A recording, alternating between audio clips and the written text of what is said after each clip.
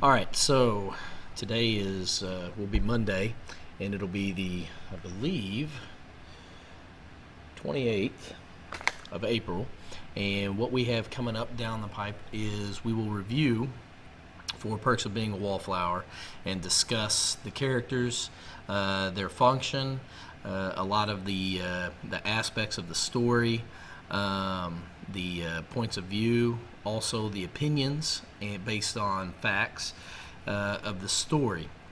And what we will primarily be looking at are some things that you need to overlook. So on Monday when we come in, we'll talk about some things, but one of the first things I'll have you do is I'll set you up to where you will come in and go to the website, which is the Schmoop, Perks of Being a Wallflower, and you're going to go to the quizzes page, and there is some quizzes there, and I want you to basically take these quizzes.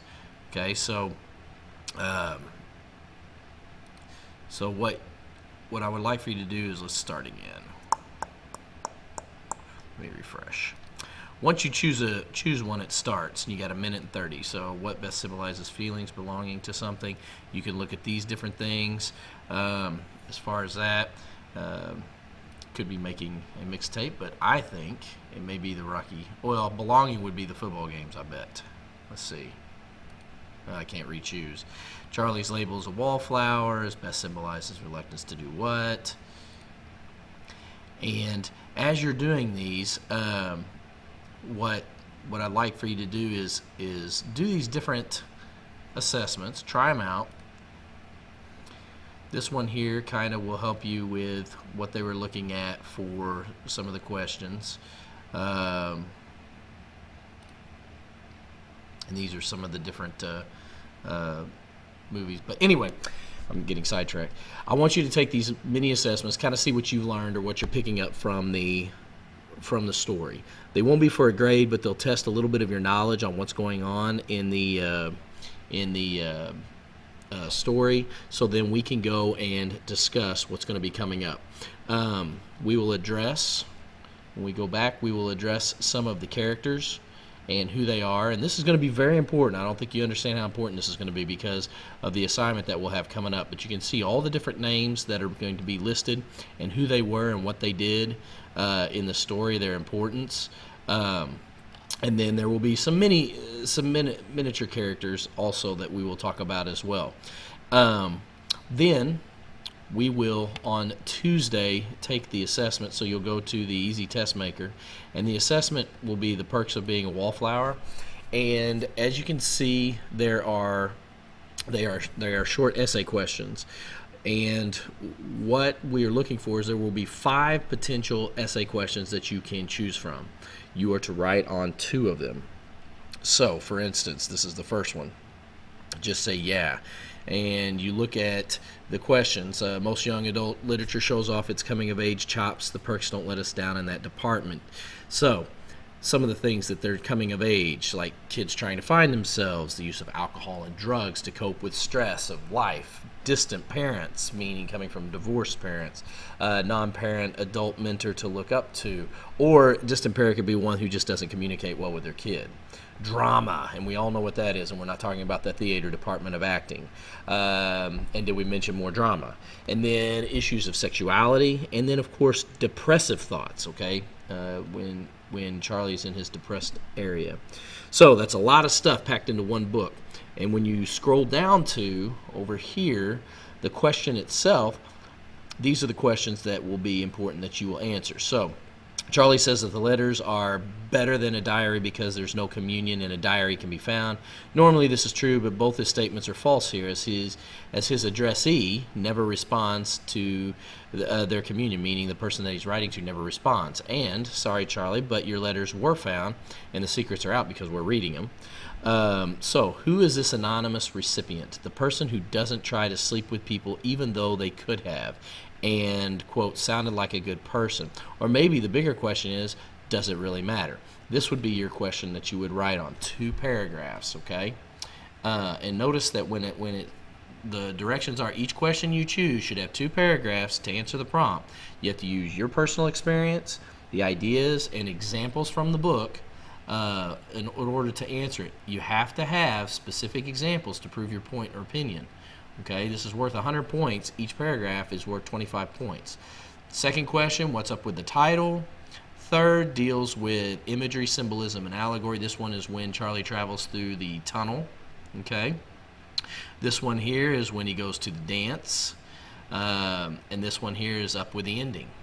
So you will choose whichever one you want to write on, and that's the one you'll write. And then the next question is basically the same questions again, and you pick and choose the one that you feel best represents your feelings. Okay, so you pick the two that you have an opinion on, that you know a little bit about.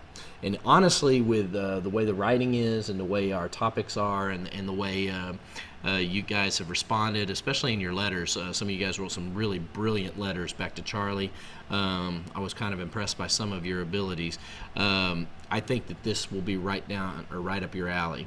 Now, the last thing I'm going to show you, which I will have another video on to be very specific on, but I want to kind of give you an idea now so that you know what's coming up. There will be a second part of the assessment. This one here is something you have never done before. It's going to be hands-on. Everybody will be involved with it, and it will probably pull you out of your comfort zone a little bit. But what we are going to do is we are going to have guilty or not trial assessment. And basically what will happen is we are going to put on a trial for Charlie. And is he guilty or innocent? Based on the novel that we read, Charlie's in serious conflict right now with his friends and himself. You guys have read the book, you should have, that took place, and the words that have been spoken in the book. It's now your job to take an assigned role that I'm going to give you. Okay, so you're not going to get to choose. You're going to be given a role, and you're going to conduct a trial that ultimately proves whether or not Charlie is responsible for his actions, or it was a severe misunderstanding based on circumstances that no one knows about on some of the things that he has done. You're going to take your responsibility seriously as far as this, because Charlie's fate lies in your hands. While the roles within the prosecution and defense have their own responsibilities, all members of each team will work together to make an argument, okay, as a team, and then we are going to have a court date set next week to perform. And if you look at the roles, I need a prosecuting team and a defense team, and basically it tells what their job is. They're going to make names and lists of witnesses. So the prosecuting team will have 2 lawyers who will prosecute. Those are the people who are bringing charges against. Then we're going to have the defense team. Those are the 2 lawyers that are going to basically have charges brought for to protect, okay? So they're going to be protecting Charlie. And then we are going to have defense witnesses. These are the ones that the lawyers have chosen that they want to put on the stand specifically, and those are the ones that I will assign roles to. Then we will have a jury, and the jury will be no one in our class. I'm going to pull someone out of, I'm going to pull a small panel of kids out of another class, and they're going to come in, and they won't know what on earth is going on. They won't know who Charlie is. They won't know anything. All they're going to know is what you present in the classroom. So therefore, what you will actually do will be really legitimate in terms of convincing a group of people who know nothing about what's going on. I will act as the corresponding judge and also the grader of your role. So I will give you your role early so that if for whatever reason you don't know who your character is because you're not reading or something like that, you'll have a chance to catch up real quick on your character or who you will be basically portraying. Okay, so any questions? I will have another video probably on Tuesday that will be more specific, or at least Tuesday I'll have one that will be more specific on your roles and what I expect and how you'll conduct yourselves. And that's it.